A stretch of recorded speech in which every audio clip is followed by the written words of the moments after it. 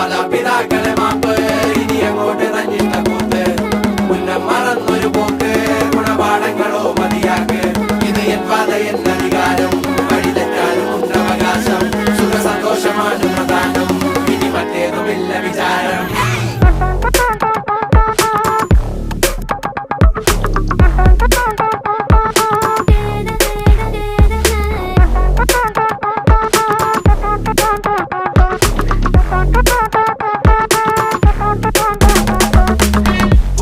ഇനി പുനരധിവാസം അടിമുടി ഒരു പുതിയ വിലാസം തനി നിറമിട്ട് തണിയണ നെഞ്ചെ കാട്ട് തോന്യാസം